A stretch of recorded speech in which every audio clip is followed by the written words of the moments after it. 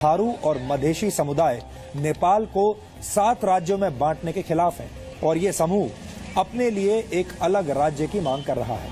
आरोप लगाया जा रहा है कि नए संविधान के जरिए वो राजनीतिक रूप से पिछड़ जाएंगे। इस मुद्दे को लेकर नेपाल में हिंसक प्रदर्शन हो रहे हैं। आधिकारिक आंकड़ों के मुताबिक संविधान के खिलाफ मधेशी आंदोलन में अब तक 46 लोगों की मौत हो चुकी है।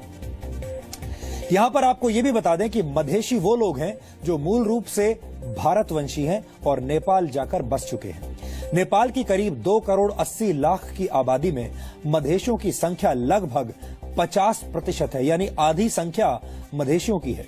इसके बावजूद नए संविधान में मधेशियों को उचित अधिकार नहीं दिए गए हैं, जिसे लेकर भारत और भारत की सरकार चिंतित है और इस चिंता को दूर करने की कोशिश करना जी न्यूज अपना कर्तव्य समझता है और इसीलिए जी न्यूज ने नेपाल जाकर इस मुद्दे का डीएनए टेस्ट करने का फैसला किया ताकि भारत के लोगों को नेपाल में अधिकारों की लड़ाई लड़ रहे मधेशियों की स्थिति का सही अंदाजा हो पाए। अब हम आपको सीधे नेपाल लेकर चलते हैं। हमारी ये ग्राउंड रिपोर्ट आपको आज गौर से देखनी चाहिए।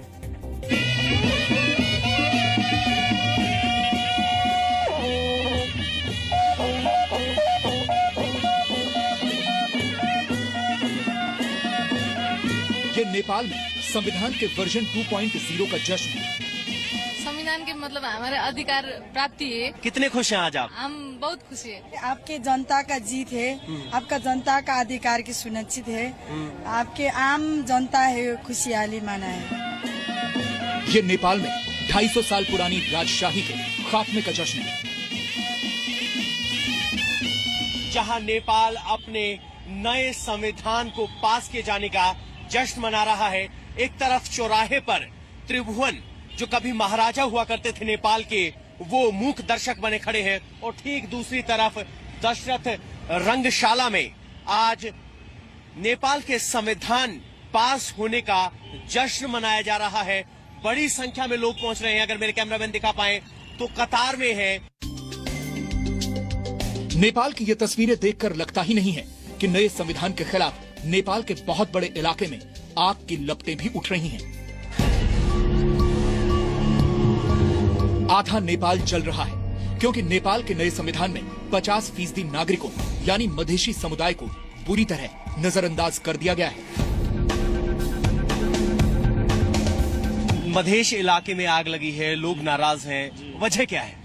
वजह क्या है? जो मधेसी का जो मांग जो है ना, से बार बार जो है, जो सत्ताधारी जो है 3 पार्टी है, सिर्फ 3 लोग हैं जो एक ही जाति के जो है, सो बार बार मधेसी जनता, मधेसी को, आदिवासी, दलित, थारू लोगों को क्या कहते हैं कि अधिकार नहीं देना चाहते हैं। वही अधिकार लेने के लिए हम मधेसी, आदिवासी, दलित जनजाति, जिसको आप कहे हैं, हमारे नेपाल के सेंसस को देखिएगा तो मोर देन 50.8% सिर्फ मधेसी है।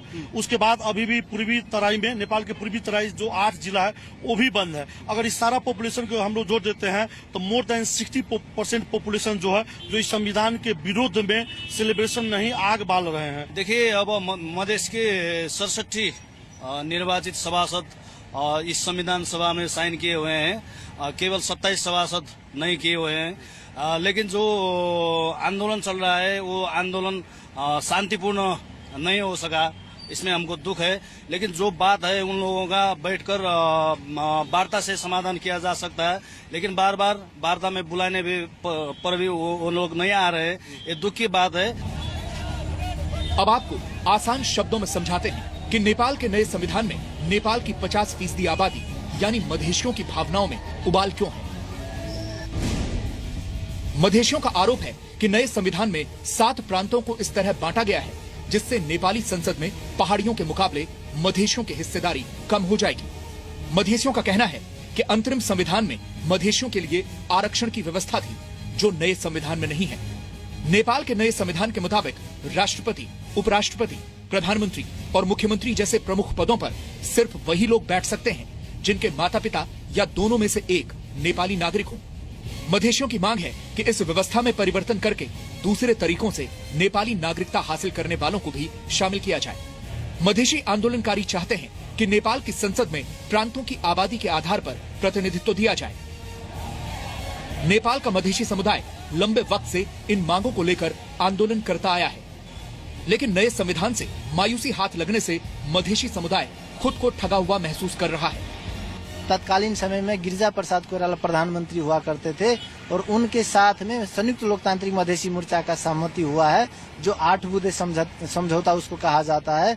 और उसमें स्पष्ट ढंग से लिखा है कि मधेसी जनता के भावना अनुसार उसको स्वायत्त मधेश प्रदेश मिलेगा। लेकिन अभी के संविधान का जो आप स्ट्रक्चर देखेंगे तो उसमें मधेश को 6 टुकड़ा में बांट दिया गया है और मधेसी को कहीं भी नहीं जीतने के लायक बना दिया है। सब प्रदेश में मधेश को आपको उसके ऊपर शासन करेगा ये लोग और उसको कहीं नहीं जीतने देगा। एक हुआ एक।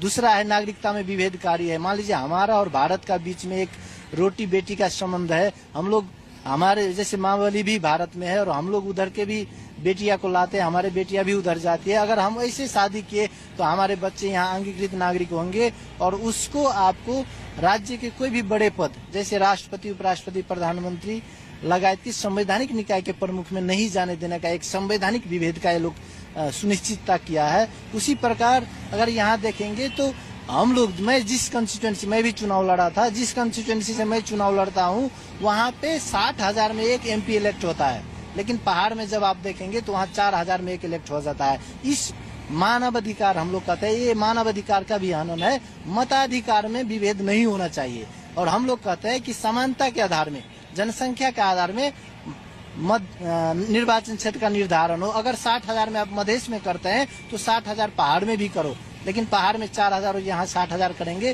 तो ये मतदाता के उसके मानवता मताधिकार में आप विभेद करते हैं, ये दुनिया में कहीं नहीं पाई जाती है। तीसरा बात जब हम करेंगे तो एक ये है कि समानुपातिक समावेशीकरण का बात करते हैं। यहाँ के सेना जब आप देखेंगे तो 1 लाख सेना में केवल 800 से लेके 1,000 मधेसी है, जबकि मधेश का जनसंख्या देखेंगे तो आपको 51% है। तो हम लोग कहते हैं सेना में, पुलिस में, ब्यूरोक्रेट्स में, कैबिनेट में, हर एक जगह हमारी साझेदारी हमारी जनसंख्या के आधार में हो। मधेशी लोगों के तर्क सुनकर कोई भी इन मांगों को नाजायज नहीं ठहरा सकता। इसलिए जी न्यूज ने नेपाल जाकर मधेशियों की जायज मांगों के समर्थन में आवाज उठाई। हमारे यहाँ हिमाल, पहाड़ और मधेश और तराई सबको साथ में लेके जाए और हम लोग बातचीत करें और मुझे पूरी उम्मीद है। एक सवाल ये भी कि हाँ, मधेश और तराई में जो असंतोष है उसको क्या कहेंगे? नहीं, उनको भी साथ में ले जाए बिल्कुल। हमारे सामने एक चुनौती है, निश्चित रूप से चुनौती है। इस चुनौती को हमको बहुत सावधानी के साथ, संयम के साथ इसको निपटना पड़ेगा। हम जो असंतुष्ट लोग हैं उनके साथ वार्ता के लिए तैयार हैं, उनको हम वार्ता में बुला रहे हैं। हम वार्ता करेंगे और संविधान के जो प्रावधान है, प्रावधान के अंतर्गत इस समस्या का हम समाधान करेंगे। नेपाल के नेता और समाज दोनों ही मधेशी नेताओं की मांगों को गलत नहीं ठहराते, लेकिन मधेशियों की इन जायज मांगों को पूरा करने की दिशा में कोई कारगर कदम नहीं उठाया गया है। इसी वजह से मधेशी समुदाय उग्र हो गया है। इसमें कुछ प्रॉब्लम है क्योंकि ये संविधान राजनीतिज्ञों ने लिखा है। आपके अंबेडकर जैसा जूरिस्ट और कॉन्स्टिट्यूशनलिस्ट ने नहीं लिखा है। ये भी है कि इसमें बहुत अंतर्द्वंद और कॉन्ट्रडिक्शंस भी है। संविधान होलिस्टिक संविधान नहीं है। नेपाल के नए संविधान में जिस तरह से नेपाल की 50% आबादी के हक पर कैंची चलाई गई है, उससे भारत सरकार भी चिंतित है, क्योंकि देश के नागरिक कहीं भी रहें, उनकी जान और उनके हक की रक्षा करना देश की सरकार का परम कर्तव्य होता है। चीन के राजदूत यहाँ पहुंचे हैं, ब्रिटेन के राजदूत यहाँ पहुंचे हैं, सभी देशों के राजदूत यहाँ पहुंचे हुए हैं, लेकिन इन सब के बीच एक जो गैर मौजूदगी है वो हिंदुस्तान के राजदूत की है। कूटनीतिक नजर से अगर देखा जाए तो हिंदुस्तानी राजदूत का यहाँ ना पहुंचना कहीं न कहीं संकेत देता है कि मधेशी लोगों के साथ जो विवाद चल रहा है उसमें भारत की कहीं न कहीं आपत्ति है। ये सच है कि संविधान तैयार करना किसी भी देश का अपना अधिकार होता है। नेपाल ने भी यही किया, लेकिन अगर नेपाल में भारतवंशी मधेशियों के जायज हक को छीना जाएगा तो भारत को पूरा हक है कि वो इस नाइंसाफी के खिलाफ आवाज उठाए। और भारत की इसी हक की आवाज को बुलंद करने के लिए जी न्यूज की टीम नेपाल में तैनात है। पवन नारा, जी मीडिया, नेपाल। ये सुनकर और जानकर दुख भी होता है और आश्चर्य भी होता है कि किसी देश के संविधान में 50% आबादी को पूरी तरह नजरअंदाज कर दिया जाए। नेपाल के नए संविधान में मधेशियों के साथ ऐसा ही किया गया है। जब आपको नेपाल में मधेशियों की स्थिति और नेपाल की अर्थव्यवस्था में मधेशियों के योगदान के बारे में पता चलेगा तो आपको अंदाजा हो जाएगा कि नए संविधान में मधेशियों के साथ कितना बड़ा अन्याय हुआ है और आज उसी के खिलाफ हम आवाज उठा रहे हैं। दक्षिण नेपाल में तराई क्षेत्र को मधेश कहा जाता है और मधेश में रहने वाले लोगों को नेपाली भाषा में मधेशी कहते हैं। ज्यादातर मधेशी वो लोग हैं जो हिंदुस्तान से नेपाल जाकर बस गए थे। इनमें सभी धर्मों के लोग शामिल हैं। नेपाल का मधेश यानी तराई क्षेत्र भारत के 3 राज्यों बिहार, उत्तर प्रदेश और पश्चिम बंगाल की सीमाओं से सटा हुआ है। मधेश कुल 20 जिलों में बटा हुआ है, जिसका कुल क्षेत्रफल 34,109 वर्ग किलोमीटर का है, जो नेपाल के कुल भूभाग का 23.1% है। जबकि नेपाल की 51% आबादी यानी मधेशी समुदाय इस इलाके में बसता है। मधेशी लोगों का नेपाल की अर्थव्यवस्था में भी काफी बड़ा योगदान है। नेपाल के कुल कृषि उत्पादन का 70% हिस्सा मधेश इलाकों में होता है। नेपाल के सकल घरेलू उत्पादन यानी जीडीपी में मधेश प्रदेश या मधेशी समुदाय का योगदान 65% है। नेपाल के कुल कृषि उत्पादन में मधेशों का योगदान 72% है, जबकि नेपाल के राजस्व में 76% हिस्सा मधेश से मिलता है। और यही वजह है कि मधेशियों के प्रदेश यानी मधेश प्रदेश को नेपाल के अन्न भंडार के साथ साथ देश का आर्थिक स्तंभ भी कहा जाता है। लेकिन मधेशियों को तब भी नेपाल में दोयम दर्जे का नागरिक माना जाता है और हालत ये है कि नेपाल की सरकार मूल रूप से भारतवंशी होने की वजह से मधेशियों के साथ सौतेला व्यवहार करती है और उन्हें आज भी आउटसाइडर मानती है। नेपाल में 40% मधेशी लोगों के पास आज भी नेपाल की नागरिकता यानी सिटीजनशिप नहीं है। और नेपाल की संसद यानी नेपाल कांग्रेस के 330 सांसदों में से सिर्फ 15% ही मधेशी समुदाय का प्रतिनिधित्व करते हैं। और अब जिस तरह से नेपाल के नए संविधान में मधेशी समुदाय के साथ नाइंसाफी की गई है, उससे नेपाल में मधेशियों की स्थिति और भी ज्यादा बदतर हो जाएगी। और यही वजह है कि नेपाल में मधेशी समुदाय अपने हक की लड़ाई अब लड़ रहा है। नेपाल में मधेशियों के साथ हो रहे अन्याय के खिलाफ भारत सरकार ने भी कड़ी आपत्ति दर्ज करवाई है। भारत सरकार ने नेपाल को मधेशियों की मांगों पर गंभीरता से विचार करने का सुझाव भी दिया है। नेपाल में भारत के राजदूत रंजीत राय के जरिए भारत सरकार इस मुद्दे पर पैनी नजर रखे हुए है। सूत्रों से मिली जानकारी के मुताबिक भारत सरकार नेपाल के नए संविधान में कुछ संशोधन करवाना चाहती है, जिनके बारे में भी आज हम आपको बताएंगे। अंतरिम संविधान में जनसंख्या और भूगोल के आधार पर संसदीय सीटों की व्यवस्था थी, जिसे नए संविधान की धारा 84 में हटा दिया गया। भारत चाहता है कि इस व्यवस्था को संविधान में फिर से शामिल किया जाए ताकि मधेशियों को अपनी आबादी के हिसाब से संसद में प्रतिनिधित्व मिल सके। नेपाल के नए संविधान की धारा 283 के मुताबिक राष्ट्रपति, उपराष्ट्रपति, प्रधानमंत्री, मुख्यमंत्री, संसद अध्यक्ष और मुख्य न्यायाधीश जैसे पदों पर सिर्फ वही लोग बैठ सकते हैं जिनके माता पिता या दोनों में से एक नेपाली नागरिक हो।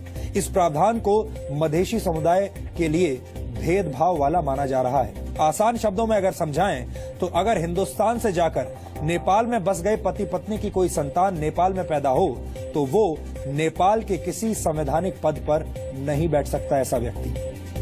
नेपाल के संविधान की धारा 281 के मुताबिक निर्वाचन क्षेत्रों को दोबारा परिभाषित करने के प्रावधान का वक्त 10 वर्ष से बढ़ाकर 20 वर्ष कर दिया गया। भारत चाहता है कि इसे दोबारा से 10 वर्ष किया जाए। नेपाल के संविधान की धारा 11(6) के मुताबिक अगर कोई विदेशी महिला नेपाली नागरिक से शादी करती है तो उसे स्वाभाविक रूप से नेपाली नागरिकता मिल जाएगी। मधेशी समुदाय चाहता है कि नेपाल की स्वाभाविक नागरिकता को आवेदन के जरिए हासिल किया जा सके और भारत इस मांग के समर्थन में है। नेपाल में मधेशियों की स्थिति और सामाजिक हैसियत का संपूर्ण डीएनए टेस्ट देखने के बाद अब आपको ये समझ में आ गया होगा कि नेपाल के नए संविधान में मधेशी समुदाय के साथ किस तरह सौतेला व्यवहार किया जा रहा है और हमें लगता है कि नेपाल को भारत की चिंता पर गौर करना चाहिए और मधेशियों को उनके हिस्से का सम्मान और अधिकार देने के लिए जल्द से जल्द कारगर कदम